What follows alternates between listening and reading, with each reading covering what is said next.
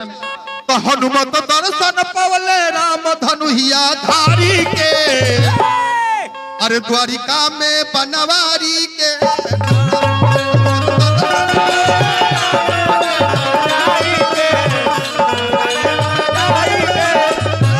हनुमत दर्शन पवले राम धनुहिया धारी के, द्वारिका में बनवारी के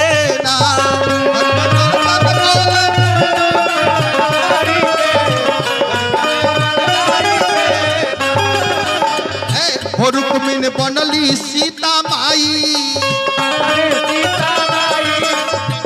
रुक्मिन सीता बन गई और कन्हैया जी का बन गई। कभी कहा था रुक्मिन बनली सीता माई, कान्हा बनले रघुराई। बनली सीता माई, कान्हा बनले रघुराई।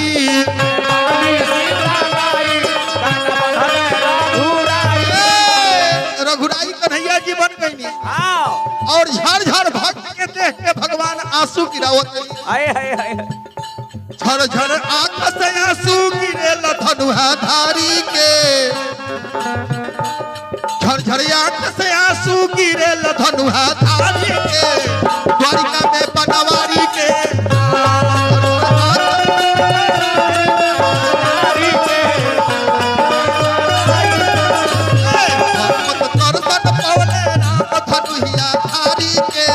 द्वारिका में बनवारी के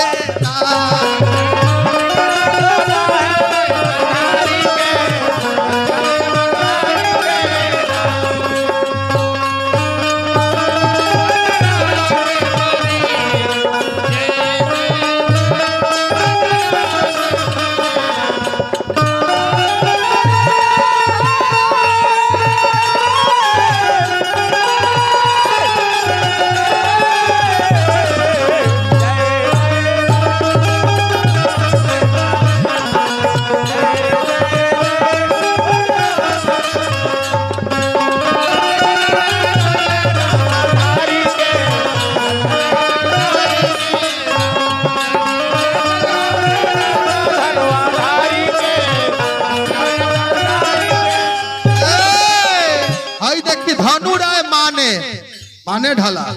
धनु राय भक्त की ओर से 51 रुपया। हनुमान जी सदा भंडार भरपूर रखिए। कभी कहा था तुरनी सब कर गुमान,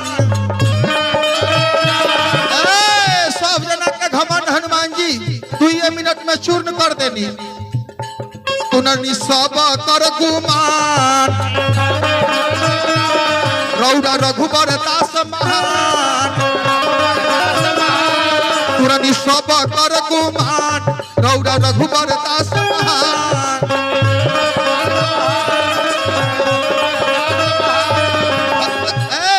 भक्त जय जय कैले, भक्त जय जय कैले अंजना महतारी के, द्वारिका में बनवारी के नाम। भक्त जय जय कैले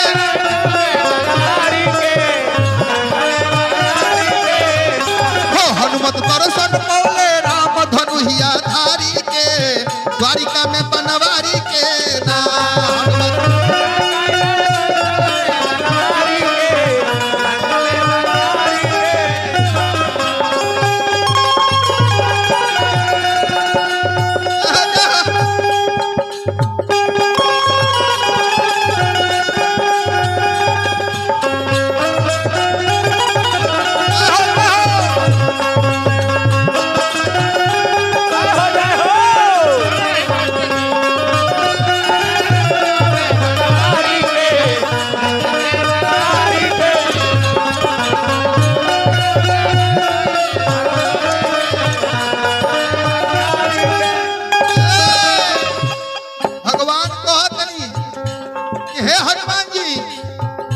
कहले धन हई सरकार,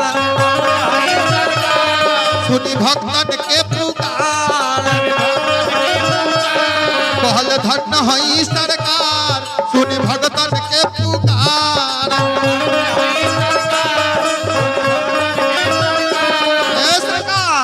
कब तक ज्यादा समय ना ले, ज्यादा समय ना ले।